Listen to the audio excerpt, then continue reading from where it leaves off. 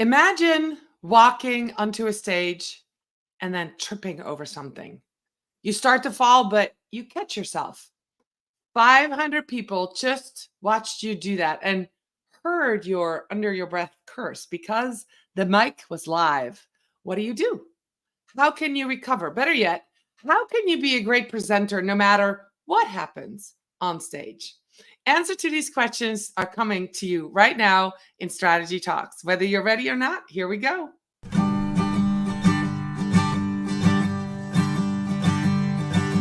Let's strategize together. Let's hear it from an expert. Join the conversation, it's informative and free. You and me, let's talk some strategy.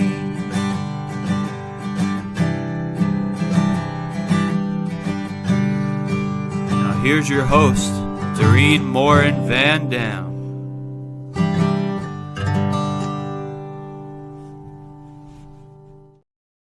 Hello, everybody. We are back with another episode of Strategy Talks. I would love to know if you're joining us live, where you're joining us from. I want to welcome everybody who's here live, who's watching Strategy Talks on the replay, and also a special shout out to those of you, many of you, who listen to Strategy Talks as a podcast. So today we're going to talk about confidence on stage, and I can't do that. I am not the expert, although I do go on stages. So I brought in somebody who does this for a living. So welcome to the stage, Andrea Pacini. Andrea, let me just make sure that you know who he is. He is the author of the best-selling book, Confident Presenter. He's a presentation coach and head of ideas on Stage UK. So head of Ideas on Stage UK. He specializes in working with business owners, leaders, and their teams who want to become more confident on stage. So, Andrea, you've been doing this for a long time, right? We've been doing it since 2010, so 14 years. 14 years. So you really are the expert. You don't just present yourself, but you teach people how to do this right. So I'm super excited about this topic because I'm a speaker and I'm always willing and excited to learn more. So we were talking in the green room and we were talking about confidence because that word is right there on the screen, confidence in presenting. And you mentioned that a lot of people have misconception about where confidence comes from. So that's going to be my first question. Let's talk about that. What does it mean to be confident on stage? Where does it come from? And why are we getting that wrong? Sure, yeah. The reason why I wrote the book Confident Presenter is because many people think that confidence in presenting comes from delivery skills, things like eye contact, body language, posture, gestures, voice.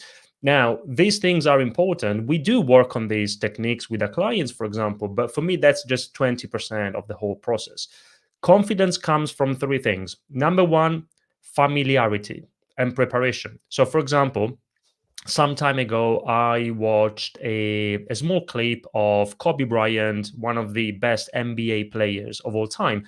And he was answering a few questions. And one of the questions was, Kobe, how is it possible that every time I see you playing, you always look so confident? And he said, the only reason why you think I'm confident is because when you see me doing certain things, I've done those things 1,000 times before. Confidence comes from familiarity, preparation. So that's one thing. It also comes from following a certain process, which goes beyond just opening up PowerPoint. Most people just open up PowerPoint and put together some slides. There's so much more than that. So there's a structured way of thinking about presenting. There's a certain process that we need to follow, and we can talk about later if there is an interest. And then also, confidence comes from your ability to develop a compelling message. 80% of your confidence, in my experience, comes from your ability to develop a message which is simple for the audience to understand, clear for them to follow and remember, engaging, and also relevant to them and their needs. So it's not just your delivery skills, there's so much more to it. That's really interesting. And I love that you said that. There is definitely confidence in practicing and in getting familiar. It's more than just being familiar with the topic, or, whether you're an expert, say you're presenting on, um, creating bracelets, right? So you're an artist and you create bracelet and you're teaching that to somebody. It's more about it's being the expert and having done that 100 times. So no matter what question comes at you, you can answer it, and no matter what happens, you can explain it in a way that people understand because you know it backwards and forwards. And I think that is definitely something that a lot of people don't get. And we were mentioning in the green room that there was another episode a couple of weeks ago where my daughter was on Strategy Talks, and she talks about being an introvert and preparing, and definitely as an introvert, her method of preparing includes a lot of repetition, right? And standing up and doing the presentation out loud and knowing it backwards and forward, because that gives her that confidence as an introvert. So it makes total sense for you to mention that to go along. So how long have you been on stage? Because I think this is a really relevant question. How long have you been presenting, and how long have you been doing this?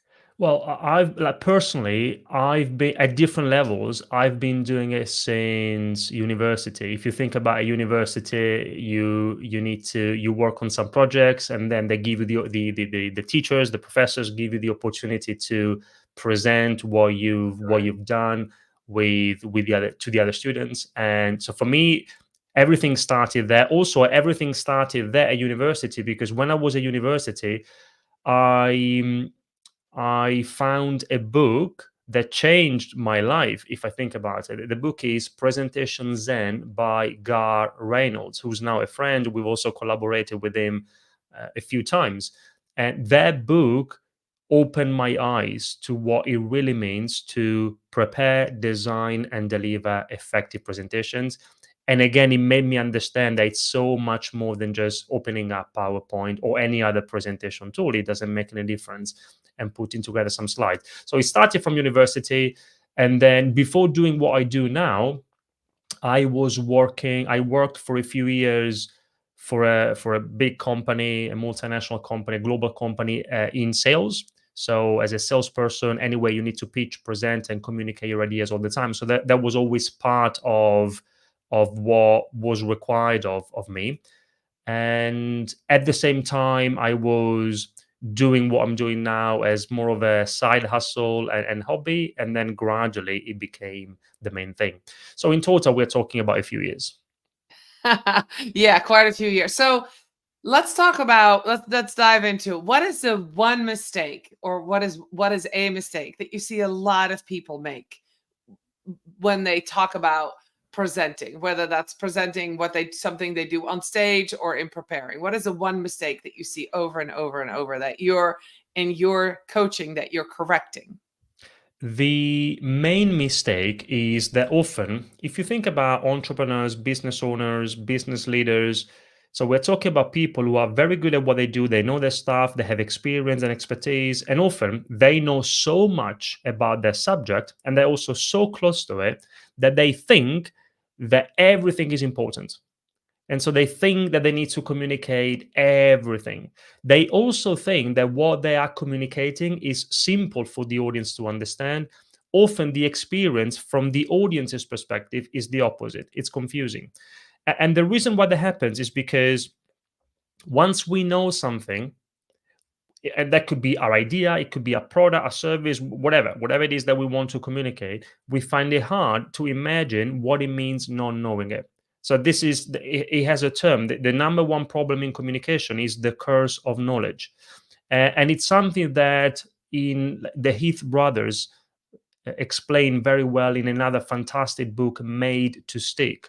In that book, they give an example. In 1990, a psychology student asked two groups of people to play a game. And so you have the tappers and the listeners. The tappers had to tap out rhythms to famous songs on a table. So Doreen, think about very famous songs like Happy Birthday to You, songs like that. But instead of singing the songs, they just had to tap them out on a table. and just the rhythm. And then the listeners had to try and guess the songs. That's it. Before the experiment started, the student asked the tappers to guess how many songs they thought that the listeners would have guessed, and they estimated 50%. Okay, so that was the guess. Now, reality was very different because the listeners only guessed 2.5% of the songs. So, massive difference. Why? Because again, if you are a tapper, you have knowledge that the listeners don't have. If you're a tapper, you have the songs in your head. And so for you, you find it very hard to understand why the listeners can't guess the songs. But if you're a listener, you don't have that knowledge. You don't have the songs in your head. So for you, it's not obvious at all. And this is the number one problem in communication. It doesn't have to be a song. It could be your idea, your product, your service, your framework, your concept, whatever it is that you want to communicate. But once we know something, we find it very hard to imagine what it means not knowing it. And if we think about it, we see this communication challenge everywhere. We see it between marketers and buyers, or salespeople and buyers. We see it between professors and students. We see it between politicians and voters, between writers and readers, and also between presenters and their audiences. And then I'll close here. It's very, very easy to fall into this trap unless you find a way to get access to some sort of an external perspective. All right. So I love that. I have been, and I think if you're watching, if you're listening to this podcast, you've been in a room where you've read the credentials of somebody. You're super excited to come to this presentation, and you sit down and the PowerPoint starts and there are 10 bullet points on each slide, and the person is so excited and it's reading them all and it's giving you information, and within 5 minutes your eyes just start glazing over and you're like, oh no. That's what you're talking about, right, Andrea? That's the thing. That's part of it. So definitely using slides, PowerPoint, any other kind of presentation tool, not as something that simply supports and reinforces your message, because that's what it should do. But often we use it as something that replicates what we are saying. So we use it for us, the presenters, not for the audience. So that's definitely one thing that complicates things for the audience. There's also something else. So Yeah. the message itself, the content itself is often complex for the audience to understand, whether we are aware of it or not. Also, the way we deliver, the way we communicate a message, the words we use, the language we use. But going back to what you mentioned, you are 100% right. So lots of bullet points and text. People can't read and listen at the same time. So the reason why that's important, if you think, to use an analogy, if you think about restaurants, if you go to a very good restaurant, what good restaurants do is they pay attention to, of course, the quality of the food. That's important, but they also pay attention to the way the food is presented from a visual perspective. And even the most delicious dish must be properly plated, and the presentation of the dish affects the taste. That's a fact. Now, when we are presenting, it's the same thing. The food is your message, and that is the most important thing. But you also need to pay attention to the way you present your food, your message, from a visual perspective. If you do, because look, we don't have to use slides all the time, but when we do, we have to avoid the typical death by PowerPoint. Again, people can't read and listen at the same time. I love that. People can't read and listen at the same time. That is what everybody needs to hear. So, how important is for confidence? How important is what you wear on stage, whether you've presented before to a large group of people, the layout of the room? I've walked into a room and I've gone, it's stadium seating. Like all of a sudden people like are above me, or it's a circle and I'm used to going this way. Or the first time the room was really big and I knew that weren't going to be that many people in. What does that do to confidence? And is there something there that people can do or tell themselves, or move beyond that, move past that? I would love to talk about that. Sure. No, those things are very important to consider, and you need to consider those things as you start preparing your presentation. So you need to ask your at the beginning of the presentation process. Say, for example, that you've been invited to give a talk at a conference, or it could be, by the way, it could be in person, it could be online. It really doesn't matter. But then we need to start the preparation process by asking ourselves, the presenters, some questions about a few things, for example, the audience, but also the context. And the questions about the context include things like, okay, where will I be presenting? Is what kind in what kind of room? Where will the projector be? Will there be a projector? Can I show slides? So can I get photos, or can I ask the organizers to send me some photos of the room? So definitely that's something that we have to do at the beginning of the process, or as we prepare our presentation. But also, Doreen, you made me think about something super important that many people don't do, which is the importance of. I know that with your daughter, I watched some clips, and she was talking about the importance of rehearsing and preparing from that perspective, and I agree with that. Also, not only do you want to rehearse, but if possible, you want to rehearse in the real world, like in an environment, in conditions which are as close as possible to the real situation, to real conditions. So, if that's possible, then ideally you should rehearse on that stage. So, can you go there the day before the conference or the morning before the conference to do a dry run, a rehearsal of your presentation on that particular stage? Because you're right, if it's the first time that you experience that kind of dynamic, then it may be possible that even if you've rehearsed really well at home, it's not the same experience there. So if possible, rehearsing in the real world, or at least it doesn't have to be that the physical conditions are exactly the same. If possible, that's ideal. If it's not possible, at least you want to rehearse in mental conditions that are as close as possible to the real situation. For example, just a little example, if you know that you will be presenting while standing, then make sure that even if you're at home you stand up and you rehearse your presentation while standing. If you do it while being seated, I can promise you that if then you will be standing in the real presentation, that simple change of dynamic can create some difficulties.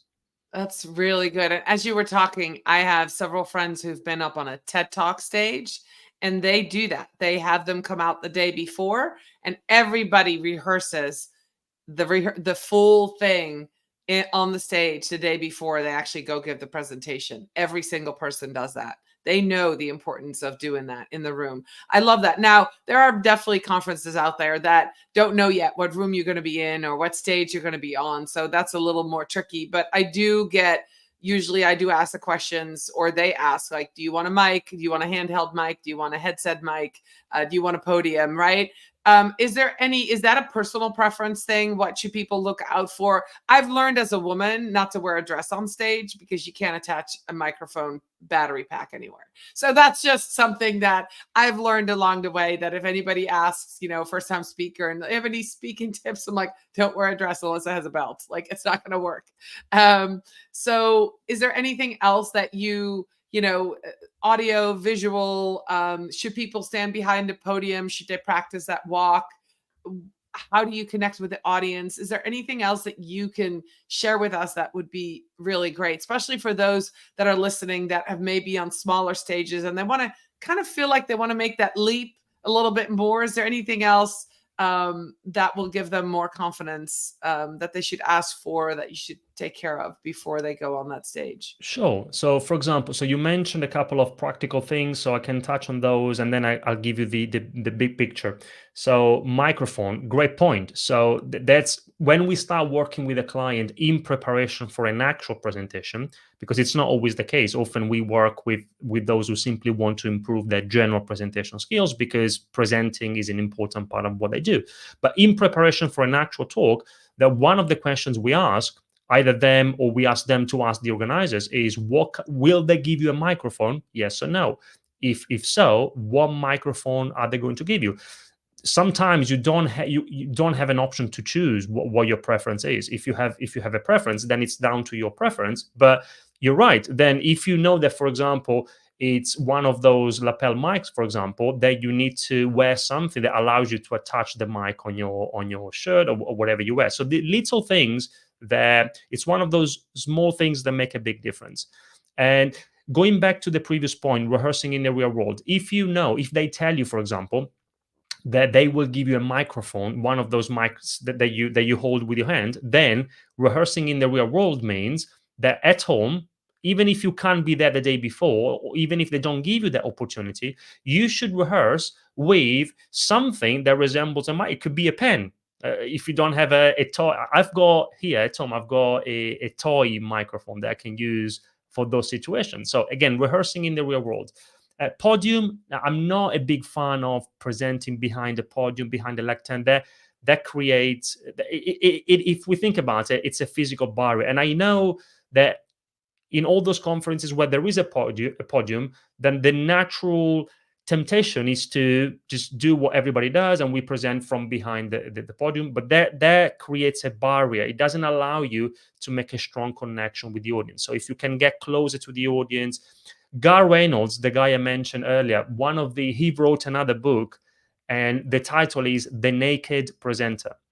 I love the title. The idea is to present naked. An example of presenting naked is just removing barriers.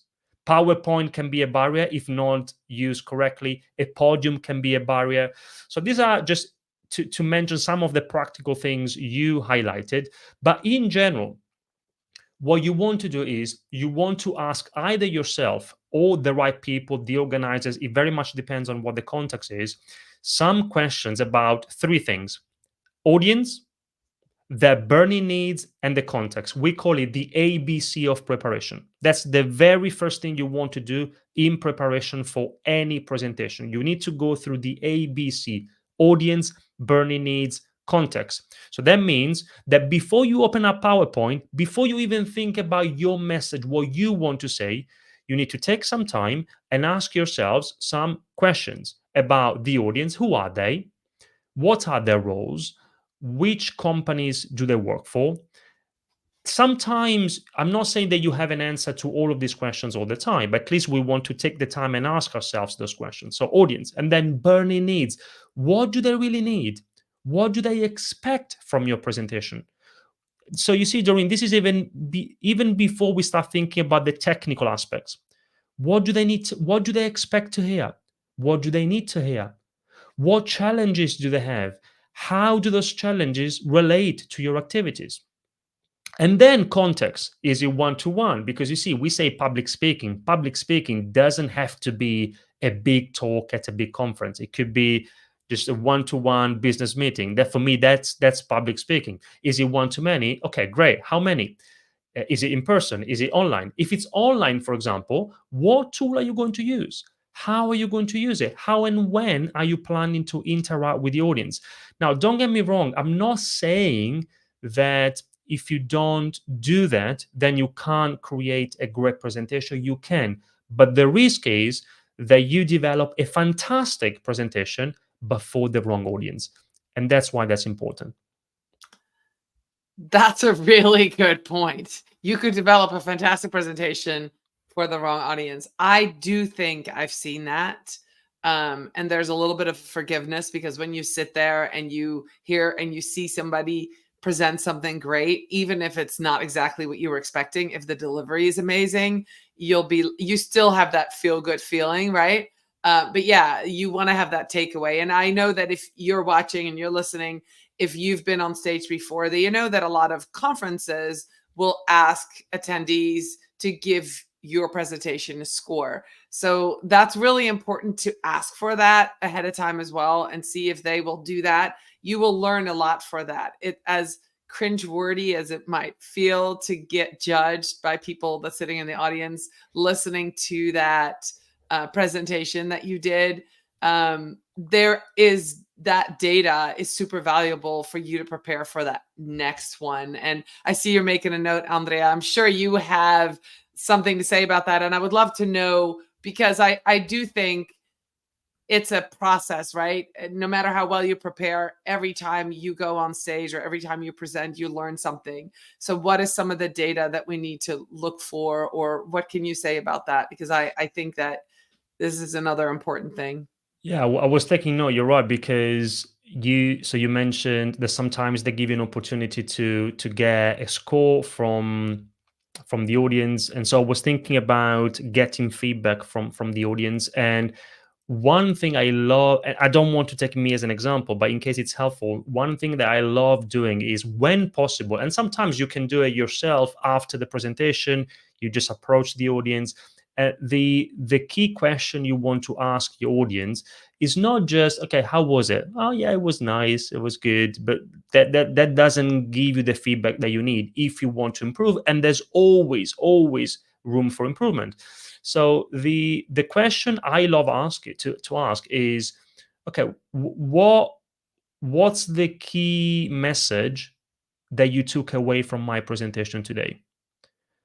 Now, you first of all, you need to have, as the presenter, you need to be very. Sometimes that's not the case, but you need to be very clear about what's the key message that you want to get across. So once you are clear about that, then you ask the audience that question after the presentation, and you see if there is a match. If there is no match, then it doesn't really matter what you think or what they think. For sure, you haven't achieved your objective. If you want to communicate something and then you ask the audience, what was your key takeaway today? And that key takeaway is completely different from what you had in mind, something is wrong. So that's one thing. And also, you said that you've seen it sometimes, that maybe a presentation was good, but it wasn't relevant to the audience. Let me give an example, something that happened to one of our clients a few years ago. So we worked with a lady. Her name is Marie from Paris. Marie is an executive. She's an expert in leadership, and she was invited by an association in Finland to give a talk about leadership. And she was super excited. It was one of the first international speaking opportunities. And so she prepared really well. She knew her message. She told us that she prepared 50 beautiful slides, and also she practiced properly. So she was ready to go. She flew to Finland the day before the conference, then arrived there on the day half an hour before the audience, because she wanted to make sure that she had time to set things up. And when she was about to connect her laptop to the screen, she realized that there was no screen. So, a little bit of panic, she went and asked the organizers, assuming that they would say, "Oh, sorry, Marie, now we are going to fix this for you." What they did instead was they started laughing. And so she says, "Why are you laughing?" And they say, "Look, Marie, you want to show 50 slides, but actually, you've been invited to give a talk to the association in Finland of blind people." Blind people. Now, Doreen, I know this is an extreme example. It sounds like a bad joke, but it happened for real. You see, Marie was very well prepared, apart from one thing. She didn't know her audience. She didn't even take the time to translate the name of the association from Finnish to French, and she would have realized that perhaps there was no need to have 50 beautiful slides. So, for us, and for everyone listening, what does that mean? If you want to make sure, you should want to make sure that your next presentations are relevant, related to your audience, then before you do anything else, you need to start with them, with the audience. Wow, that's a wonderful story to end this. That is crazy, but you're so right. And I've been in the room where I know the speaker, I've heard the talk before, and I can just see that this time it didn't land and it was the wrong audience. So, this is, of course, an extreme case, but it's really important to start with that. And it's something I do when I invite guests on my show. I tell them who's listening on the other side, right? You want them to know who you're talking to. So, Andrea, we are at the end of just about 30 minutes. How can people connect with you? What is the best place on social? How can they find more about you, and where can they learn more about you? Thank you, Doreen. Yeah, the best place is LinkedIn for sure. So feel free to connect. Our website, ideasonstage.com. And then if you also add /score, like when you score a goal, you can get access to a free tool that allows you to assess your current presentation skills in less than 3 minutes for free. So if you're interested, just check it out. That's called, you can also Google it, the Confident Presenter Scorecard. Okay, excellent. I will put the link in the notes and I'll put it in the comments for those of you who are watching the replay. I'll make sure it's in there. Andrea, thank you so much for being here with me live today. I will be back next week with another episode of Strategy Talks. And thank you so much for listening and watching, everybody. Bye.